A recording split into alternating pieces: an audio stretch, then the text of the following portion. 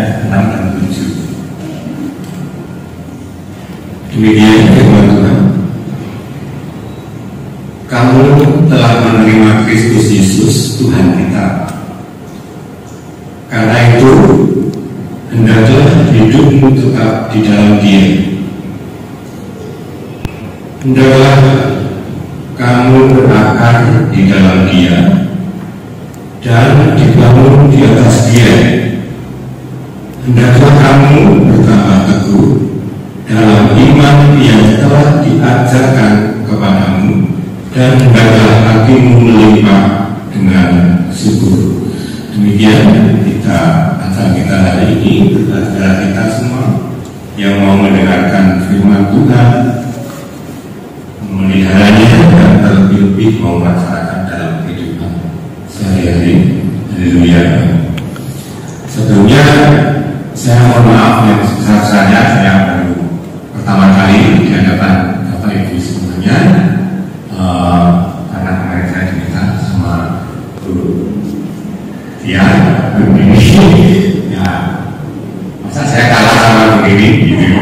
Saya ibu sama bapak saya yang sudah berusia semangatnya tinggi sekali, masa saya masih agak muda, itu masa apa kan ya, pas gitu kan, itu aja ya.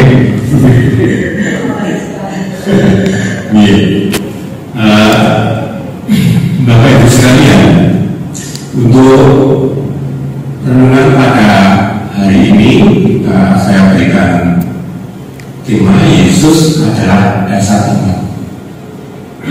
Yesus adalah dasar iman.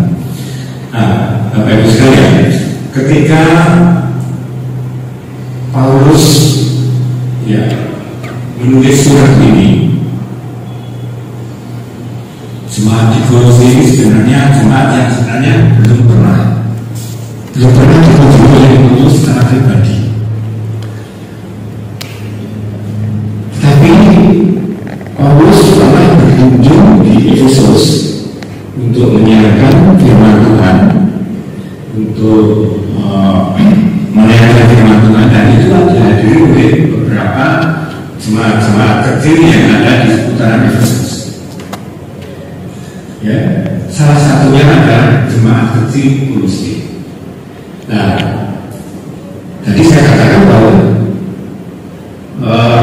Paulus belum pernah ke Kolose, tapi ada orang-orang dari Kolose yang datang pada saat Paulus berkunjung ke Efesus tersebut, dan itu adalah disinyalir atau dikira-kirakan bahwa dia adalah orang yang dekat dengan Paulus, yaitu Epafras. Namanya Epafras itu kemudian di dalam persiapan saya menemukan bahwa Epafras tersebut adalah seperti seorang murid, dan Paulus sebagai mentornya. Nah, karena Epafras tersebut adalah seorang murid, maka ketika mereka membawa firman Tuhan di Kolose, ketika terjadi masalah, ketika terjadi kekurangan kemampuan atau kekurangan pahaman, pasti mereka atau Epafras tersebut bertanya kepada Paulus. Jadi di sini bukan berarti bahwa sebagai pendiri jemaat di Kolose itu tidak semena-mena bahwa apa yang difahami itu sempurna. Jadi kalau memang tidak paham, tanya kepada mentornya, yaitu Paulus. Nah, Bapak Ibu sekalian, ketika surat ini ditulis oleh Rasul Paulus, itu ternyata di jemaat Kolose itu sedang tidak baik-baik saja. Artinya bahwa mereka memang betul dia percaya kepada Tuhan di dalam Yesus Kristus, Lalu mereka diharapkan pada ajaran-ajaran sesat, ajaran sesat. Dan yang paling menonjol adalah ajaran gnostik.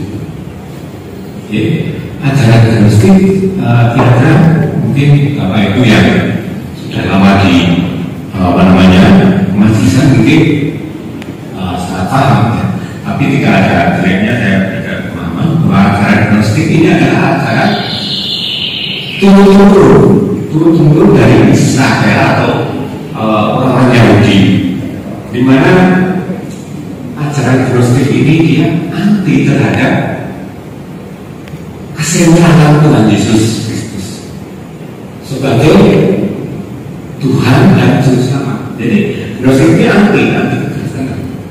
Walaupun dalam ajarannya mungkin ada yang baik, tetapi pada prinsipnya adalah anti Kristen, anti ajaran Paulus. Yaitu yang pertama, bahwa ketika jemaat di Kolose menerima Yesus Kristus sebagai Juru Selamat, atau ketika mereka mengakui bahwa Yesus Kristus adalah Tuhan, maka tidak hanya berhenti di sana.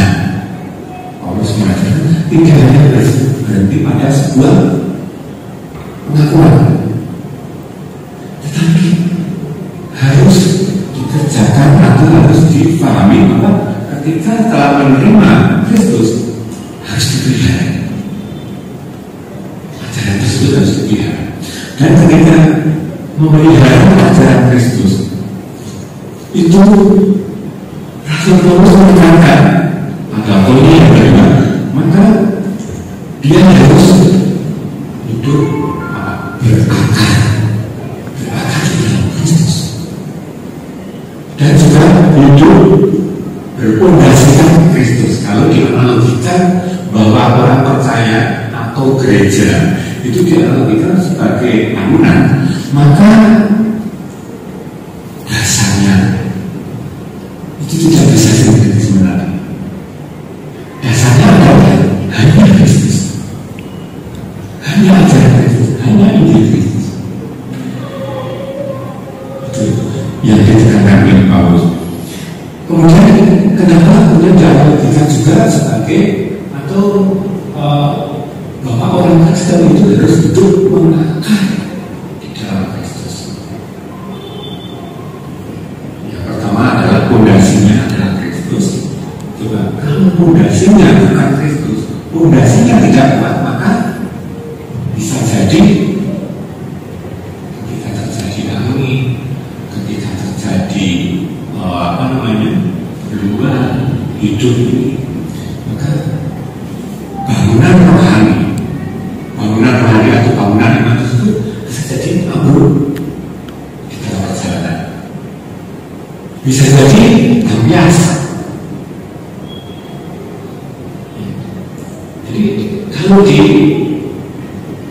bawa ke depan kita, maka sebelum manusia tersebut, kita semua itu sampai pada akhirnya di tengah perjalanan kita sudah mulia.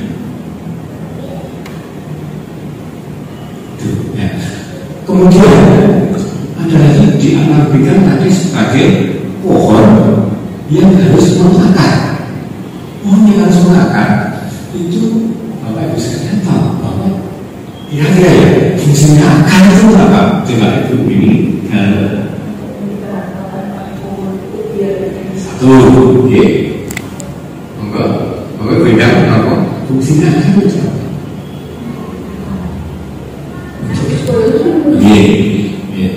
Satu untuk kata apa? Jadi dekat. Kalau yang namanya akar tunggang ya, kalau salah ya, tunggang itu dia nancap, tetapi di dalam akar tunggang tersebut dia akan ada akar kecil-kecil. Fungsinya akar tunggang itu satu, untuk mencari makanan untuk diberikan kepada seluruh anggota pohon ini. Mencarikan air dilindungi pohon ini. Nah, coba kita bayangkan sekarang, kalau dari analogi tadi kita tarik kepada kehidupan itu, ketika kita semua itu hidupnya tidak berdasarkan Kristus, berarti tadi sudah ada